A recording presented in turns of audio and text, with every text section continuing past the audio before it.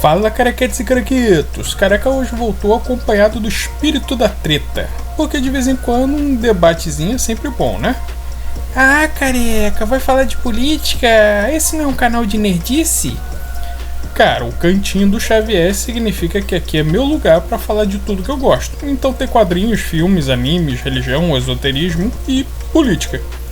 Mas como a gente tá vivendo em tempos estranhos, eu não vou falar da situação atual do país não, simplesmente porque eu não quero ir preso. Quero ver meu advogado! Quero ver meu advogado! Mas falar de política do ponto de vista teórico ainda tá safe, pelo menos por enquanto. Além disso, hoje eu vou falar de um assunto que, querendo você ou não, respinga sim no mundo nerd.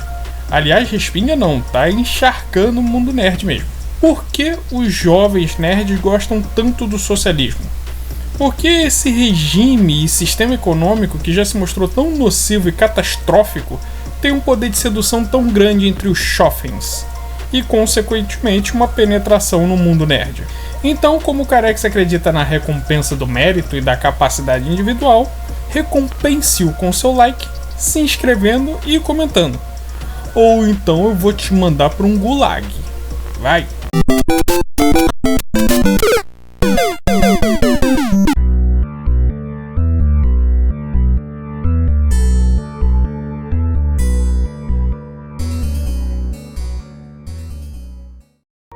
Um homem que não seja socialista aos 20 anos não tem coração. E um homem que ainda seja socialista aos 40 não tem cabeça. Essa famosa frase é atribuída a Georges Clemenceau, o ministro da guerra na França na época da Primeira Guerra Mundial. Mas ela foi repetida e adaptada por muitas pessoas depois. E essa é uma frase que a princípio parece contraditória, mas que ao se analisar detalhadamente se percebe que ela é muito acertada. Todo jovem, ou pelo menos a maioria absoluta deles, tem duas características marcantes. Primeiro, o desejo de mudar o mundo. E segundo, achar que sabe de tudo. Você acha que socialismo pode dar certo? Pode. A gente vê casos assim, onde se prega socialismo que dá certo. Eu acho que Cuba talvez seja um desses países. Você acha que Cuba deu certo, socialismo lá? Eu acho que sim. Porra! Quando a gente é jovem, nós vemos coisas erradas e nos revoltamos, não só com a situação em si, mas com a apatia das pessoas que veem aquilo e não fazem nada. E aí, como nós somos impulsivos, emotivos, afobados e, por que não dizer chatos e enjoados, nós achamos que podemos fazer diferença e mudar o mundo. Como todo bom velho careca que não gosta muito de adolescente, ou como se falava há um tempo atrás, aborrecente. E não fica triste não, você que é jovem e curte o canal. Eu aqui tô falando daquele adolescente típico que acha que sabe de tudo, que grita e ri alto no ônibus, que acha que o mundo tem que achar maravilhoso o cabelo colorido e a cara cheia de piercing dele. Mas se você é um adolescente de boa, que gosta de aprender com os mais velhos, educado e não é metido a revolucionário, o Carex vai gostar de você sim.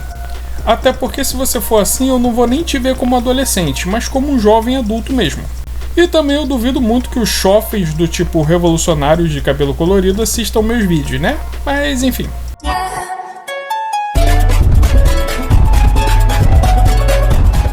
Mas então é isso, o jovem geralmente acha que vai mudar o mundo. Eu lembro de quando eu tinha uns 10 ou 11 anos, eu via moradores de rua e pensava: poxa, por que as pessoas não se rebelam e param de usar dinheiro? Dinheiro é só papel. Por si só ele não tem valor.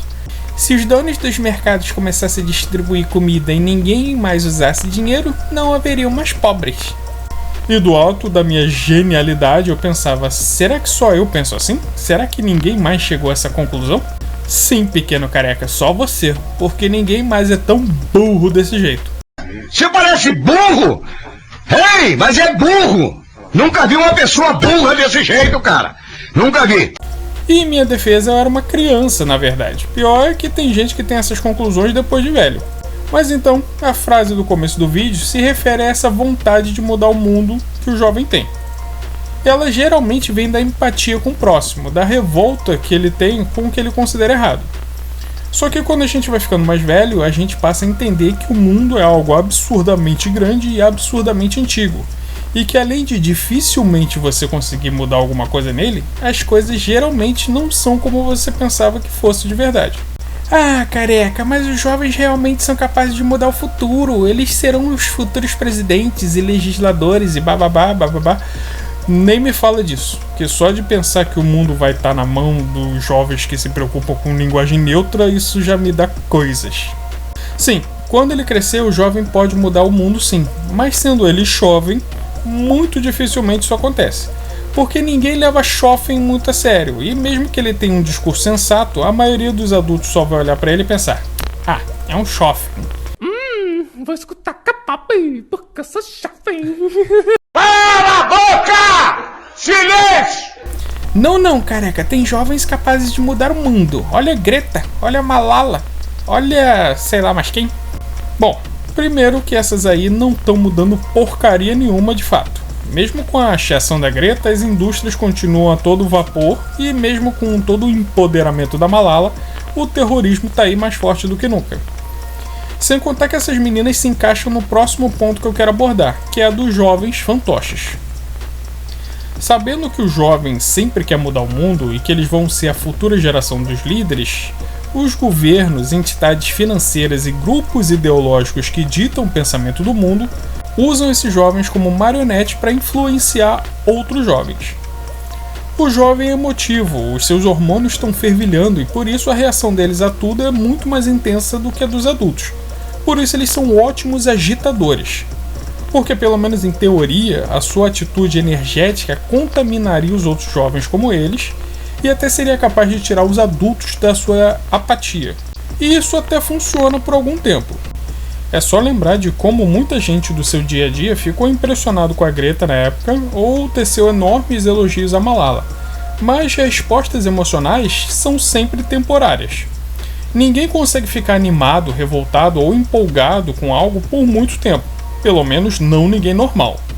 A tendência da nossa mente é sempre voltar à homeostase, ao equilíbrio. Sem contar que qualquer pessoa com um mínimo de senso crítico consegue ver a hipocrisia por trás desses ativistas mirins. Não só eles praticam o oposto do que falam, vide a Greta agora está caladinha sobre o inferno que está acontecendo no Amazonas, e como a Malala discursa contra as armas, estando cercada de seguranças armados.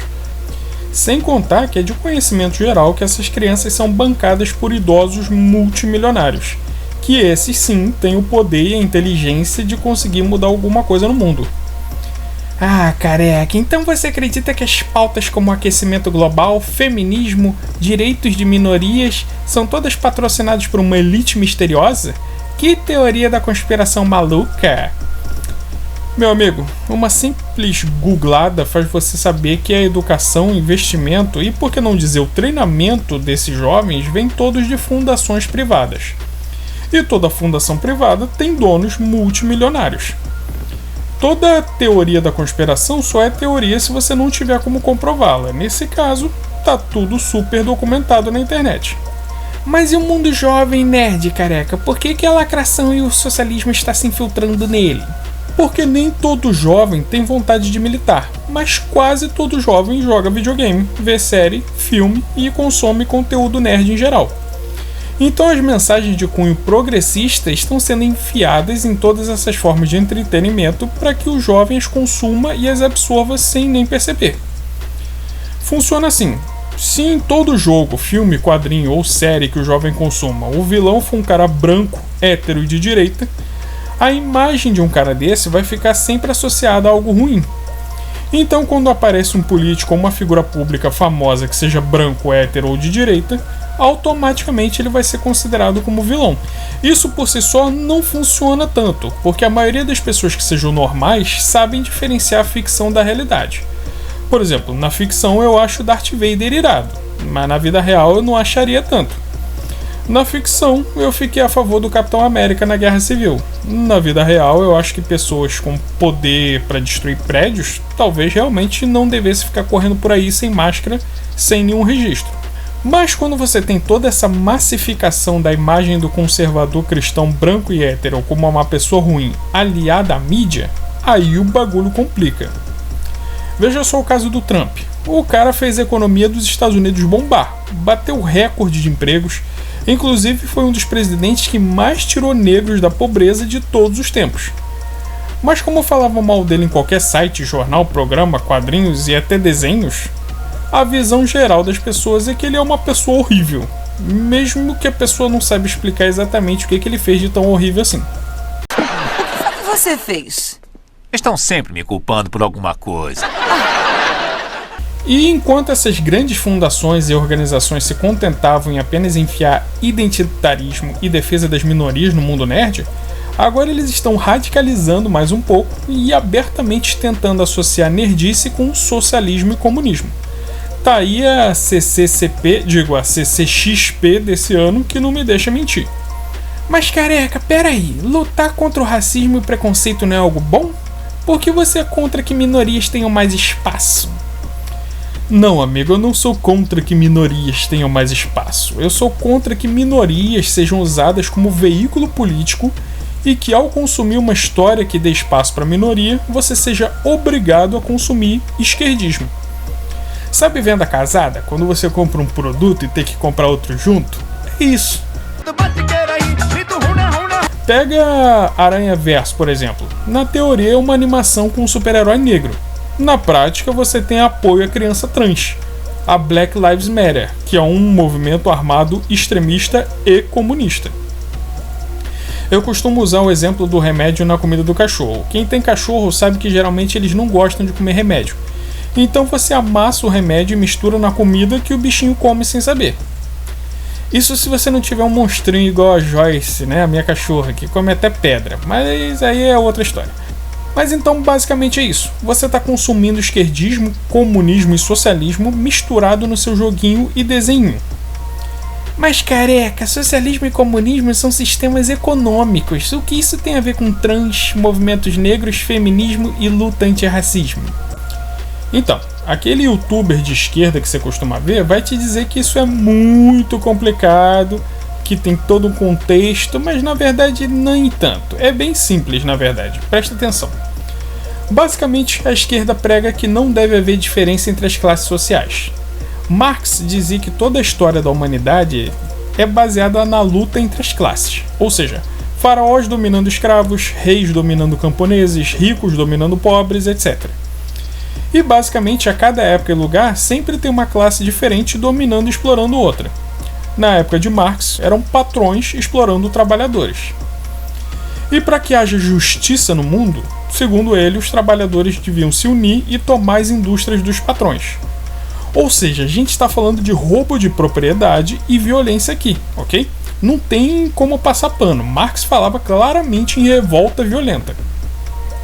Só que como eu já falei em vídeos anteriores a esse, essa luta é muito difícil porque geralmente os patrões têm dinheiro, polícia, governo, a mídia e até a população ao seu lado, e os trabalhadores não. Afinal, a gente está falando de uma mudança capaz de mudar a vida de todo mundo, então é normal que todo mundo se oponha aos caras que querem fazer a revolução. Então, alguns teóricos que vieram depois de Marx entenderam que o macete não é o trabalhador partir para a porrada, mas sim mudar a sociedade devagarinho através da cultura. Se aos poucos a sociedade começasse a pensar que o trabalhador é que deve ter o domínio das indústrias e meios de produção, a própria polícia, mídia, governo e a população iria se voltar contra os patrões ricos. E isso tem funcionado muito bem. É só você ver que quase toda pessoa que você conversar na rua vai falar mal do seu patrão, vai falar dele de uma forma raivosa ou jocosa. Que tem patrão que explora funcionário? Um monte. Está um lixo. Lixo, lixo, super lixo. Dou 200 por elas. Mas sem patrão não tem empresa, amigo. E sem empresa não tem emprego. E sem emprego você não tem salário. E sem salário você não vive. Então eu acho que você me entendeu, né? Mas e os LGTV, movimentos negros, feminismo e até o aquecimento global? O que isso tem a ver com isso, careca? Bom, lembra que eu disse que a classe que vai oprimir a outra muda com o tempo? Pois é. A grande maioria das pessoas percebeu que esse discurso engessado, velho, de que todo rico é FDP e que todo trabalhador é explorado, só funciona na teoria. Na prática, a gente precisa sim que hajam pessoas ricas porque são eles que movimentam a economia, criando produtos, alimentos, móveis, etc. Então a mira do socialismo começou a mudar. Ao invés do patrão oprimindo o trabalhador, agora é o branco oprimindo o negro, o homem oprimindo a mulher, o hétero oprimindo o homossexual. As classes podem ter mudado, mas o discurso é o mesmo. As classes oprimidas devem sempre se unir para derrubar as classes dominantes. Ah, você tá viajando, careca. Não tem nenhuma relação entre uma coisa e outra. É mesmo? Então me diz por que todo o movimento de minorias começou originalmente de um movimento comunista. Feminismo? Comunismo. Black Lives Matter? Comunismo. As pautas estão sempre associadas umas com as outras. Tenta ir numa manifestação LGBT, por exemplo, e experimenta falar bem do capitalismo para tu ver o que acontece. Aliás, jovem LGBT e comunista é uma das piores contradições que existe, porque Marx falava mal de homossexual, homossexualismo foi crime em Cuba, passível de punição na União Soviética, etc. Então, resumindo, o jovem se identifica com o socialismo e o comunismo porque ele quer mudar o mundo. Ele ouve que tudo de ruim que acontece no mundo é culpa do capitalismo e, ouvindo isso do seu professor comunista, do seu youtuber favorito e até mesmo dos super-heróis que ele lê, ele acredita que ser comunista é lutar pelos pobres e defender os fracos. Porra, se isso não é triste pra caralho, o que é triste pra você? Caralho, irmão, é triste pra mim? Triste pra mim é o capitalismo. Não, bem, mas... Desculpa. Pô, esse é Francisco. Ele se diverte. Quando, na verdade, ele só está lutando para que haja mais opressão e controle da população. Porque mesmo se um dia todos os patrões milionários caíssem e os trabalhadores triunfassem, esses mesmos trabalhadores virariam uma nova elite que iria oprimir alguma outra classe abaixo deles. Mas isso é conversa para outro vídeo. Futuramente eu pretendo fazer um vídeo falando os motivos pelos quais eu acredito que o comunismo ou o socialismo não funciona e por que eu me oponho tão ferrenhamente a eles. Então, por enquanto é isso. Careca agora vai beber uma aguinha, então aproveita para deixar o like, se inscrever e deixar um comentário hateando ou loviando, que eu não levo pro coração não, beleza? Só tem em mente que se bater tu leva. No mais, beijo nas crianças e tchau! Comunista!